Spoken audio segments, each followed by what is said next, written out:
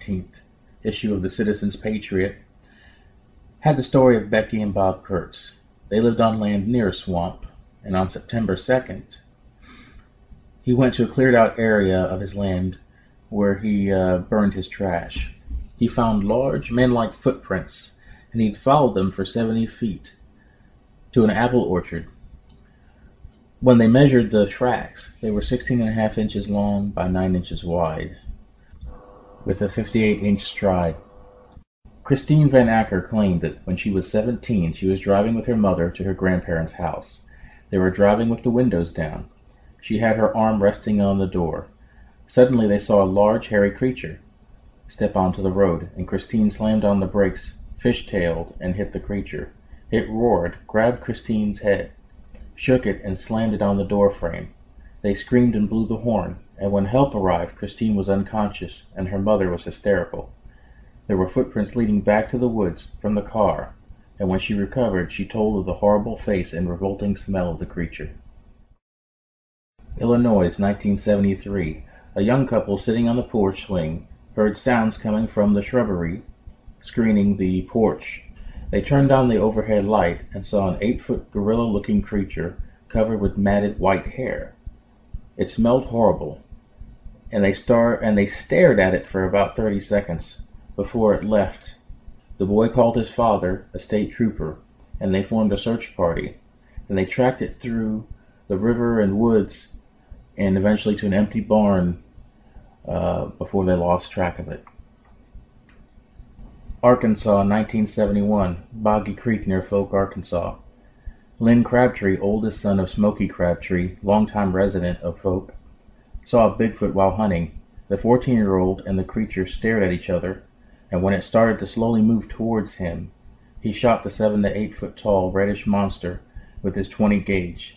Then he ran home, and when the story broke, it led to the filming of the movie Legend of Boggy Creek, released in 1972, which told the accounts of the Bigfoot sightings in the Folk, Arkansas area. Louisiana. 2 young women were having a picnic near the woods. Suddenly they saw the creature on the path coming towards them. They screamed and ran to their car and locked the doors and started blowing the horn.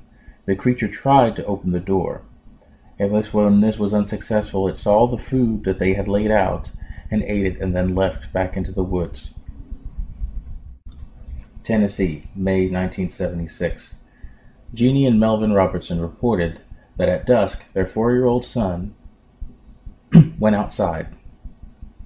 The mother stopped washing the dishes and went to the kitchen door to get her son since it was soon to be dark. Their home was in a wooded area and the yard had lots of trees. She heard her son scream. She ran outside to see the creature with arms outstretched to grab her son. She then took her son, ran inside, and when her husband ran outside with his rifle, the creature was gone. He later admitted to his wife that he had seen the same creature before, but kept it a secret for fear of people thinking he was crazy. He then paid to have a warning published in the Elk Valley Times and told the story of seeing the creature when he was cutting wood and heard its screams. Dothan, Alabama, May 23, 1976. A Baptist minister was driving along a wooded area at night near the city limits, where he saw at the side of the road a creature about 6 foot tall, dark hair, human-looking face, and red eyes. As he drove away, the creature ran after him for a mile until he sped up to 70 miles per hour.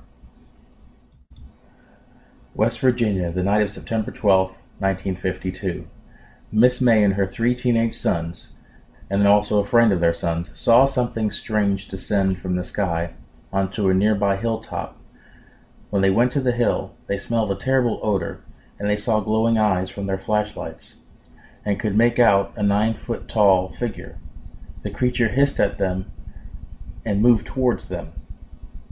Miss May screamed, "Run for your lives," and they all bolted down the hill and locked themselves in their house. She called the sheriff.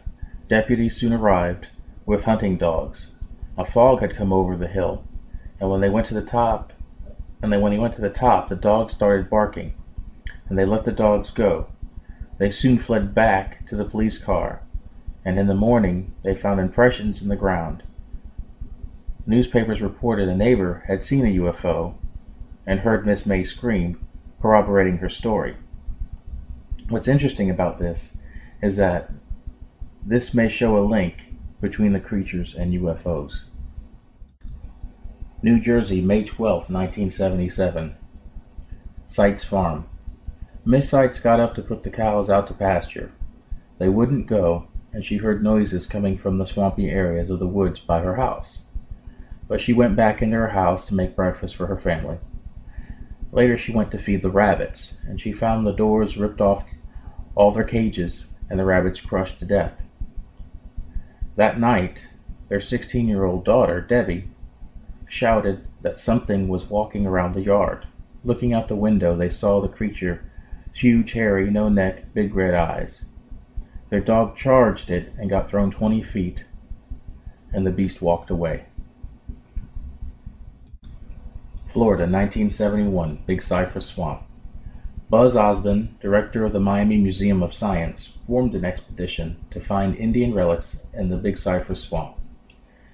At 3 a.m., one of the men was awakened by a large animal walking by.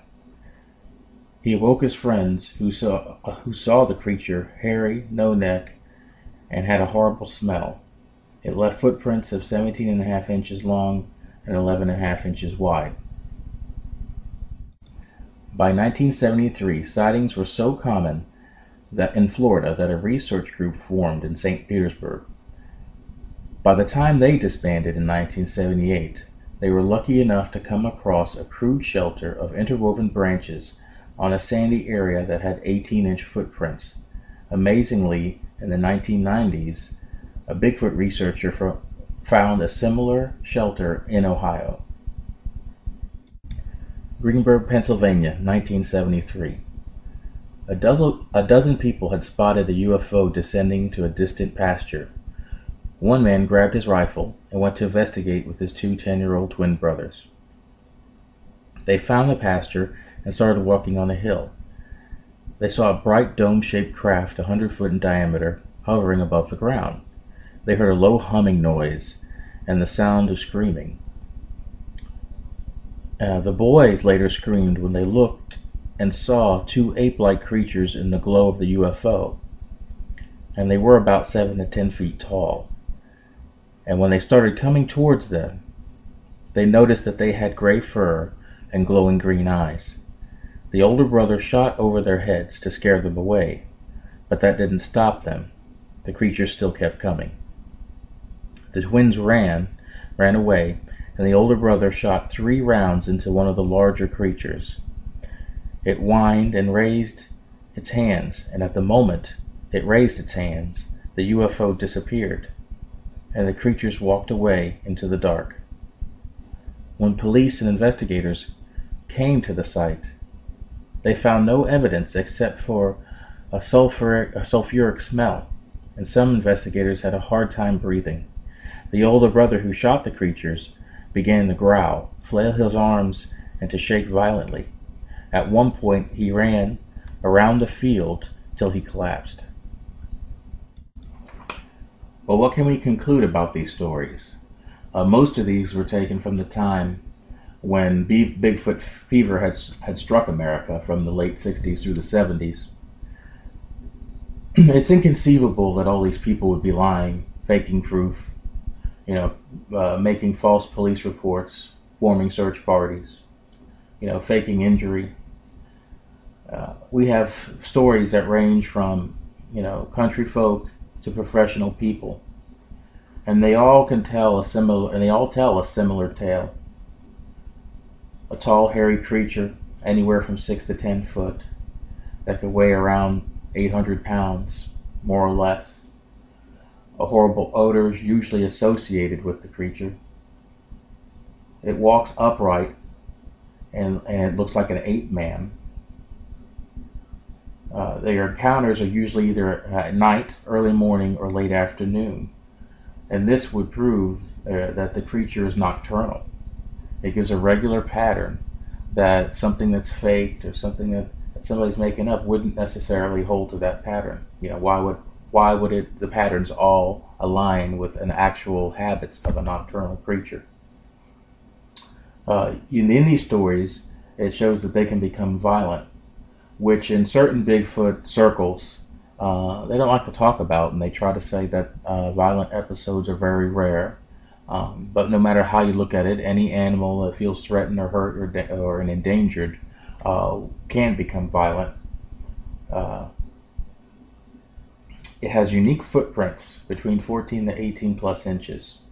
Not only are the Bigfoot the footprints big, but they also